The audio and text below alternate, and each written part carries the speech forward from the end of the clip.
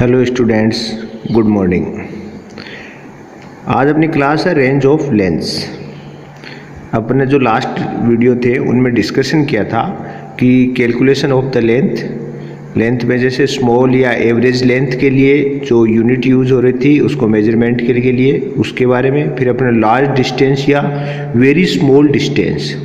Large distance मैंने जैसे बताया अर्थ और प्लैनेट्स के बीच की डिस्टेंस है, और वेरी स्मॉल में जैसे भाई मॉलिक्यूल टाइप की साइज। तो जो वेरी लार्ज डिस्टेंस थी अर्थ से प्लैनेट्स की या अर्थ से मून सन की, उसके अंदर अपने पैरेलैक्स मेथड पे डिस्कस किया था। और आपका जो वेरी स्मॉल डिस्टेंस मैंने कहा भाई एज ए मॉलिक्यूल साइज, तो उसके अंदर अपने डिस्कस किया था ओलिक मेथड में। ठीक है, ओलिक एसिड मेथड पर। आज अपन कर रहे हैं रेंज ऑफ लेंथ कि अब नॉर्मल सी बात है, जो मेजरमेंट के बारे में अपन डिस्कशन कर चुके हैं वो उससे अलावा जो चीज़ें होंगी उन्हीं पे डिस्कशन है आज।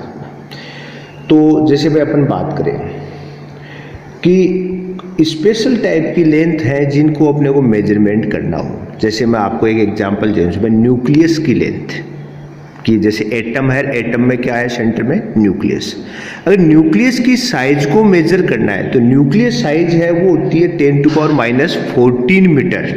न्यूक्लियस की साइज क्या होती है 10⁻⁻14 मीटर।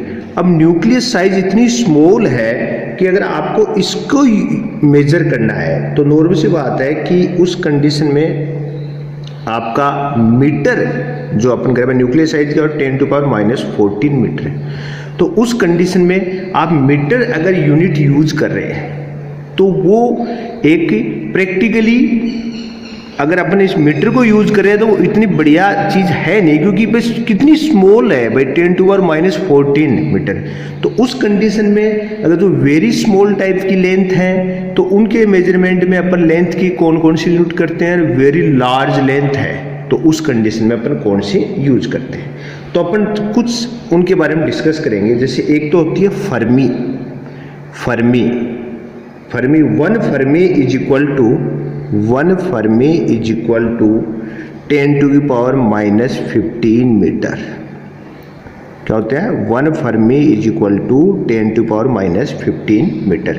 सेंस क्या हुआ कि आप अगर एटम या न्यूक्लियस साइज का मेजर कर रहे हैं तो उस कंडीशन में आपको कौन सी यूनिट यूज करनी चाहिए, फर्मी यूज करनी चाहिए। लेंथ के लिए कौन सी यूनिट यूज करेंगे, फर्मी। आप ऐसे नहीं बोलेंगे भाई 10⁻⁻14 मीटर नहीं है, अपन बोलेंगे कि जो उसकी रेडियस का जो साइज है वो फर्मी है, 1 फर्मी है। तो वेरी स्मॉल कंडीशन में एक तो कौन सी यूनिट यूज होती है, fermi. 1 fermi is equal to 10⁻⁻15। Secondary होती है एंगस्ट्रम। 1 एंगस्ट्रम, आप जो सेकेंडरी यूनिट कौन होती है 1 एंगस्ट्रम। ठीक है, तो देखो 1 angstrom is equal to 10⁻⁻10 metre. तो दूसरी यूनिट कौन सी होती है आपकी एंगस्ट्रम।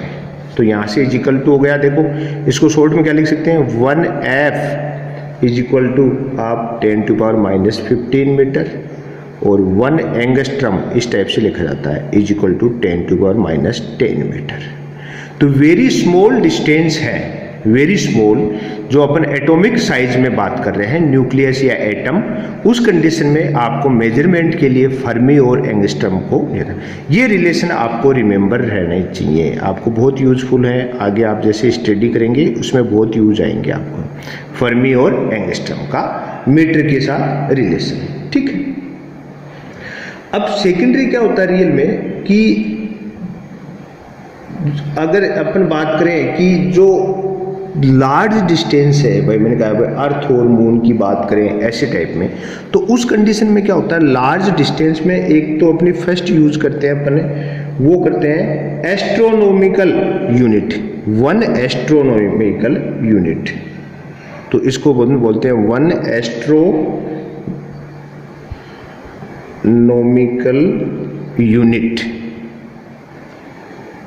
इज इक्वल टू, इसको शॉर्ट में क्या लिखा जाता है 1 AU एस्ट्रोनॉमिकल यूनिट। इसकी ये किसके इक्वल होती है, ये होती है इक्वल है कि ये एवरेज 1U की वैल्यू किसके इक्वल होती है ये होती है 1.496 इंटू 10⁻11 मीटर। देखो आप कि लार्ज डिस्टेंस की बात आ गई तो देखो कितना होगा 10⁻11 मीटर। तो अब अगर इतनी लार्ज स्केल पे डिस्टेंस है कि उसको अगर आप एक इसमें मीटर में मेजर करें तो वो इतना ऑथेंटिक नहीं है। उसके लिए आपको कौन से गए एस्ट्रोनॉमिकल यूनिट 1 AU, शॉर्ट में एस्ट्रोनॉमिकल यूनिट को क्या बोलते हैं AU, इज इक्वल टू होता है 1.496 इंटू 10⁻11 मीटर। जो आपके एस्ट्रोनॉमिकल यूनिट है ये होता है कि average distance of the sun from the earth. Astronomical unit की जो ये डिस्टेंस है क्या है, एवरेज डिस्टेंस है किसके बीच की, सन और अर्थ के बीच की एवरेज डिस्टेंस है, उसको अपन एस्ट्रोनॉमिकल यूनिट बोलते हैं। आपको ध्यान होना चाहिए AU क्या है, distance between earth and sun, average distance between earth and sun, ये AU होता है। सेकेंडरी एक ऐसे लार्ज में आती है कि तो लाइट ईयर, एक यूज होती है 1 लाइट ईयर। अब देखो यहाँ पर चीज ध्यान रखिएगा, लाइट ईयर का नाम से आपके माइंड में कई बार क्या होता है कि लोग सोचते हैं लाइट का आ जाता है तो अपने इसको स्पीड की यूनिट समझ लेते हैं, क्योंकि लाइट वर्ड आ गया ना। तो ध्यान रखिएगा जो लाइट ईयर यूनिट है वो डिस्टेंस की यूनिट होती है। तो 1 light year is equal to है वो होता है 9 अगर अपन बात करें कि यूनिट है वो कि 1 लाइट ईयर को, देखो लाइट ईयर को इस टाइप से लिखा जाता है LY, 1 light year is equal to 9.46 into 10⁻15 metre. देखो एक लाइट ईयर है उसकी डिस्टेंस कितनी होती है 9.46 इंटू 10⁻15 मीटर, वेरी लार्ज। कि अब देखो 1 लाइट ईयर है, आप अकॉर्डिंग टू नेम अगर अपन बात करें कि 1 लाइट ईयर की जो डिस्टेंस है वो किसके इक्वल होनी चाहिए, तो अपन कह सकते हैं कि जो सनलाइट है या कोई भी लाइट है, लाइट 1 ईयर के अंदर, लाइट क्या हो 1 ईयर में जो डिस्टेंस कवर कर लेगी तो अपन कह सकते हैं डिस्टेंस दैट लाइट ट्रेवल्स, किसमें ट्रेवल्स वेलोसिटी ऑफ द, मतलब आपको लाइट की वेलोसिटी रिमेंबर होगी 3 इंटू 10⁸ मीटर पर सेकेंड। तो अगर आपकी जो लाइट है वो एक ईयर के अंदर 1 ईयर में जितनी डिस्टेंस कवर कर लेती है, ट्रेवल कर लेती है, उसके इक्वल क्या होती है 1 लाइट ईयर। तो आपको ध्यान रखिए जो आपका लाइट है, सनलाइट है, वो 1 ईयर में कितनी कवर करता है 9.46 इंटू 10⁻15 मीटर। ठीक है, तो आपके एक तो एस्ट्रोनॉमिकल यूनिट होगी, एक क्या होगी लाइट ईयर, एक और होती है वो होती है पारसेक। लार्ज स्केल पे एक यूनिट और क्या होती है पारसेक। तो अपन कहते हैं 1 parsec is equal to 3.08 into 10⁻16 metre. 1 parsec is equal to क्या हो जाता है 3.08 इंटू 10⁻16 मीटर। पारसेक जो यूनिट है ये डिस्टेंस किसके बीच में है, ये डिस्टेंस है, अपन कहते हैं पारसेक की जो डेफिनेशन आती है वो क्या आती है कि parsec is the distance at which average radius of the earth orbit suspended और the angle of the arc second. ठीक है, तो ये चीज यहां से क्लियर है कि ये ऑर्बिट की एवरेज उससे क्लियर हुई है। लेकिन आपको देखो इनकी डेफिनेशन का कोई सेंस नहीं है, आपको मैंने एज ए नॉलेज आप पे डिस्कस किया कि एस्ट्रोनॉमिकल यूनिट के लिए को कैसे मेजर किया था, लाइट ईयर को कैसे किया था, पारसेक को कैसे किया था। आपको इनका मीटर के साथ रिलेशन है वो आपके लिए मोस्ट है। तो फर्मी का रिलेशन होता है 1 fermi is equal 10⁻15 metre, 1 angstrom होता है 10⁻10 मीटर, 1 AU मतलब एस्ट्रोनॉमिकल यूनिट है उसकी वो होता है कि 1.496 इंटू 10⁻11 मीटर। लाइट ईयर है उसकी वैल्यू होती है 9.46 इंटू 10⁻15 मीटर, और पारसेक है वो है 3.08 इंटू 10⁻16 मिनट। ये 15 है, ये 16 मिनट। तो यहाँ पर अपने को ये चीज़ नॉर्मल रेंज ऑफ लेंथ का सेंस यही है कि अगर आपको लेंथ को मेजर करना है तो वेरी स्मॉल साइज है, एज ए एटॉमिक साइज है, उस कंडीशन में तो फर्मी और एंगस्ट्रॉम यूज होंगे। और आपको जियोग्राफिकल टाइप की लेंथ है, जो मान लो अपन बात करें एस्ट्रोनॉट्स के लिए बात करें कि यहाँ से एस्ट्रोनॉट, तो अपन अगर बहुत वेरी लार्ज स्केल पर अगर लेंथ करनी है तो उस कंडीशन में आपको लाइट ईयर, पार्सेक और एस्ट्रोनॉमिकल यूनिट को यूज करना होता है। ठीक है, तो ये रेंज पे अपन ने डिस्कस की। ठीक है, अब देखो सेकेंडली क्या है, मेजरमेंट ऑफ द मास। अब अपन बात करेंगे मेजरमेंट ऑफ द मास। अगर मास को अपने को मेजर करना है तो उस कंडीशन में अपन कौन सी यूनिट करते हैं, स्मॉल मास के लिए और हेवीली कंडीशन अपन करें मेजरमेंट ऑफ मास।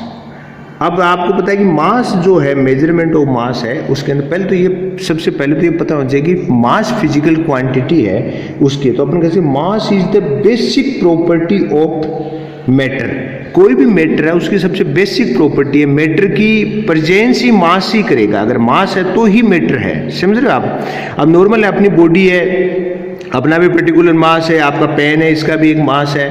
तो अपन कह सकते हैं कि mass is the basic property of the matter. ठीक है, अब मेजरमेंट ऑफ द मास की बात करें तो मास की एसआई यूनिट क्या होती है। एसआई यूनिट आपको मैं पहले डिस्कस कर चुके हैं अपन, कौन सी, उन 7 के अंदर आई थी, क्या थी, किलोग्राम। इसकी एसआई यूनिट होती है किलोग्राम। अब देखो किलोग्राम जो आपकी एसआई यूनिट है उसके अंदर आप चीज ध्यान रखिए, किलोग्राम के अंदर एसआई यूनिट, ये तो क्लियर होगी, मतलब केजी आपकी एसआई यूनिट आ गई इसकी, फर्स्ट तो। सेकेंडरी क्या है कि अगर अपन उस कंडीशन में कि एटॉमिक मास टाइप का यूज करें, कि आपको मान लो कि प्रोटॉन का मास चाहिए, न्यूट्रॉन का मास, इलेक्ट्रॉन का मास या कोई न्यूक्लियस का मास है, तो उस कंडीशन में केजी आपकी एक ऑथेंटिक यूनिट वहाँ पर अच्छी नहीं है। मतलब आप कह नहीं सकते कि आप उसमें केजी में बात करो। तो उस कंडीशन में एक एयू यूनिट आ जाती है। क्या यूज की जाती है, एक यूनिट यूज की जाती है जिसको अपन बोलते हैं यूनिफाइड एटॉमिक मास यूनिट।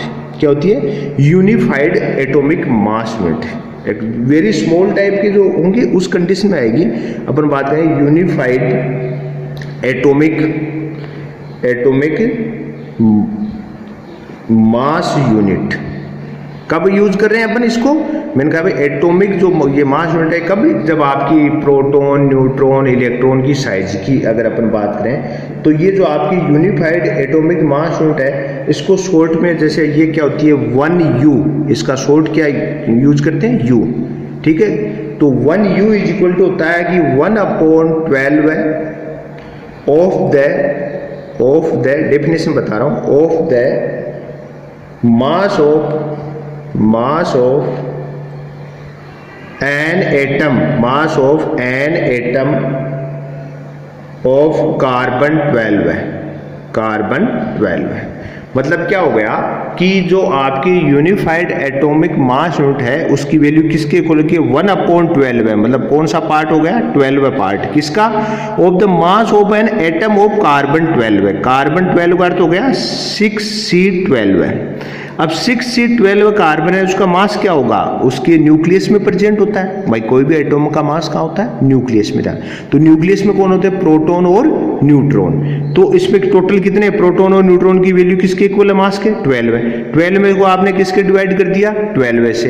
तो एक U इज इक्वल टू क्या हो गया कि एक सिंगल प्रोटॉन की मास के इक्वल या सिंगल न्यूट्रॉन के मास के होते हैं। तो 1U इज इक्वल टू होता है 1.66 इंटू 10⁻⁻27 kg। ठीक है, तो अगर मास के अंदर अपन नॉर्मली अगर अपन यूनिट बात करें एसआई तो कौन सी होती है, किलोग्राम।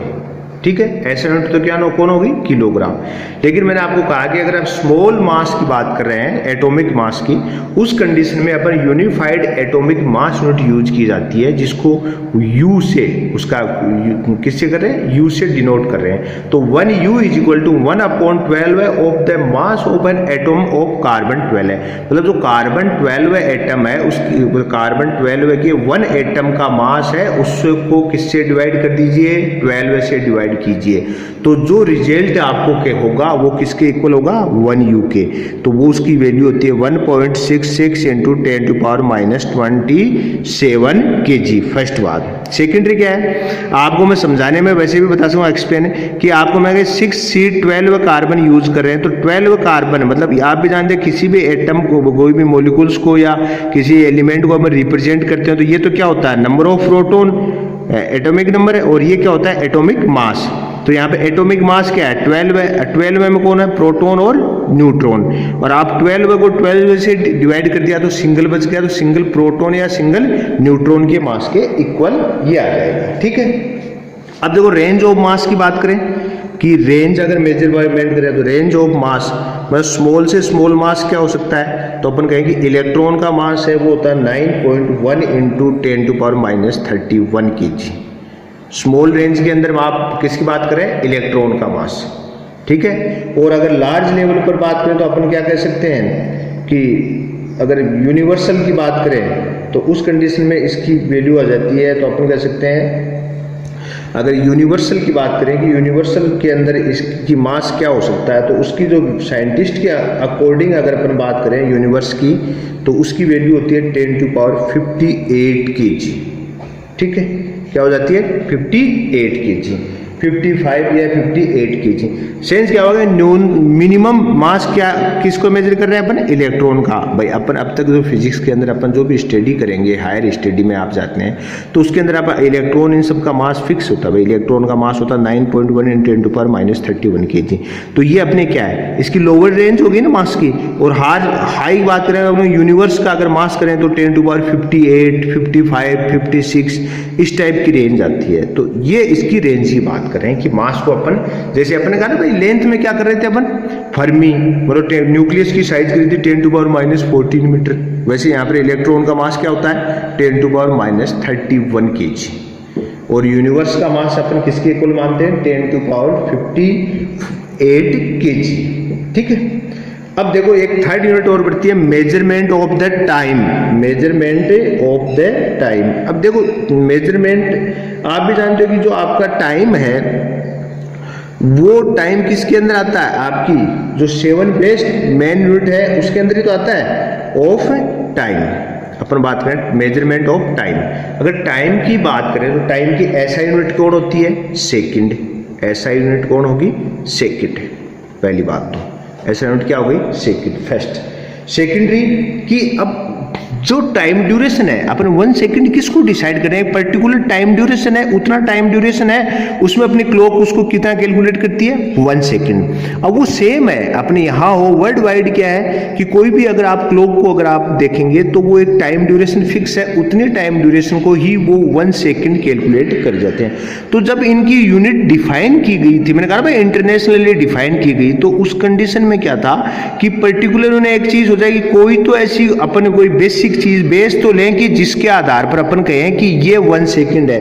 तो यहां पर जो अपना 1 सेकंड टाइम है उसका बेस क्या था, अपने कहा कि which is based on the, किसके ऊपर है ये, on the ceramic vibrational produced a, देखो मैं बताऊं सीजियम जो एटम होता है, आपको डेफिनेशन की मैं बताऊंगा, सीजियम एटम है उसका जो वाइब्रेशन करता है, सीजियम वाइब्रेशन जब कर रहा है, सीजियम एटम वाइब्रेशन करेगा तो उसका 1 टाइम पीरियड जो कितना है, सीजियम एटम का 1 टाइम पीरियड है, उसको अपने किसके इक्वल लिया था 1 सेकंड के, सीजियम के 1 टाइम पीरियड मतलब एक अपने ये एक बार ये अगर मान लो जैसे कोई ऑर्बिट में अगर घूम रहा है तो एक ऑर्बिट में एक राउंड में जो टाइम लग गया वो टाइम पीरियड हो गया। अगर वो ऐसे वाइब्रेट है तो ये ऊपर नीचे जाकर अगर एक टाइम लग गया तो एक टाइम पीरियड जो सीजियम एटम का था वो किसके इक्वल रखा गया था, 1 सेकंड के इक्वल रखा गया था। ठीक है, तो अब इसकी ऐसा यूनिट क्या होगी,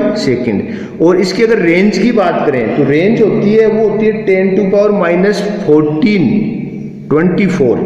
10⁻24 सेकंड टू क्या हो जाती है, टू 10⁻17 ईयर चलती है, 7 सेकंड चलती है, सॉरी 10⁻24 सेकंड है वो किसकी है, ये life span of the most unstable particle.